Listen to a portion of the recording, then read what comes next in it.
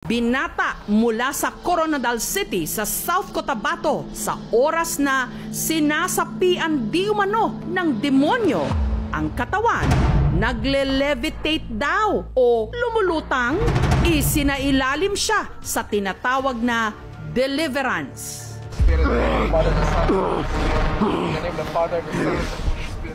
Pero ang di umano sumati kay Mateo, tila ayaw ding basta-basta na lang daw isuko ang katawang lupa na kanyang bihag.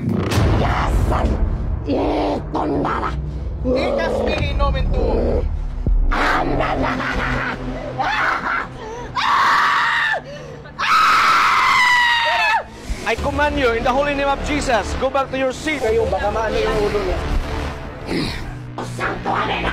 Let your mighty hand cast him out of your servant, so he may no longer hold captive this person whom it pleased you to make in your image and redeem through your Son who lives and reigns with you in the unity of the Holy Spirit, now and forever.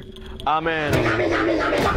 I command you, unclean spirit, whoever you are, along with all your minions now attacking this servant of God, in nomine Jesu Christi, tell me your name. Itchi crocem domini, fugati partes adversae. Itchi crocem domini, fugati partes adversae. In the holy name of Jesus, I command you to answer. Do you know that the worms that cannot be dead await you and torment, and you will be tormented there forever. Nuit di Patri Spiritu Sancto, amen. And you will be burned forever. For the Lord Jesus Christ will cast you into hell. Sa kalagitnaan ng exorcism, sa hilakbot ng lahat, si Mateo parang muling lumulutang.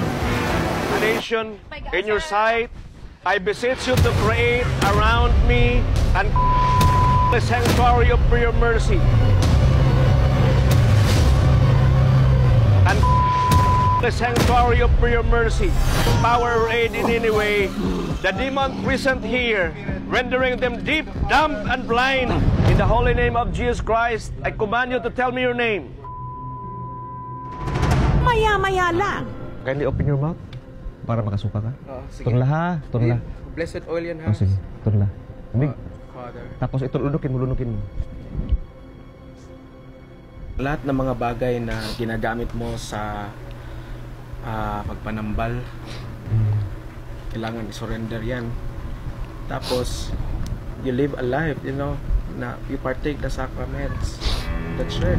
We are so amazed sa mga nangyari kasi kita talaga natin yung power ng Panginoon over the devil.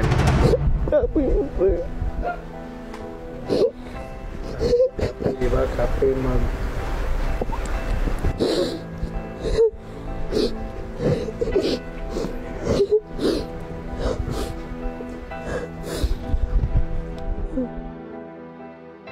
Isang treatment para sa bata, no, ay hindi lang yung pag-exercise, kundi yung emotional detox para wala nang pagkakapitan yung mga negative spirits. Expected naman na yun na kapag agitated yung tao, syempre bibilis yung heart rate, bibilis yung paghinga. Safety is yung number one priority, no? May nasabi siyang Latin in response doon sa pare. Nuit di Patri Spiritu Sancto, amen. Pinaulit-ulit niya in mockery of the priest. Yung mga Ginagamit niya sa panggagamot. panggagamot ng nanay niya na binibigay sa kanya, sunugin talaga yan para hindi na siya magagamit. Father, Son, Holy Spirit. Ini-exercise natin yung entire bahay at saka yung entire compound nila to cleanse yung mga attached spirit. Huwag na tayong mag-attempt na gumamit ng mga ganitong pamamaraan. Tsaka lalo na sa mga nakapag-start na ng mga gamot na they think na galing sa Diyos yung kakayahan nila ng mga gamot.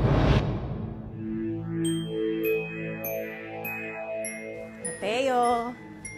Oh, uminom ka muna. Nako, napakasipag naman ng pamangkin ko ah. Mag-alak kang mabuti ha, kasi yan lang ang mapapamana namin sa iyo.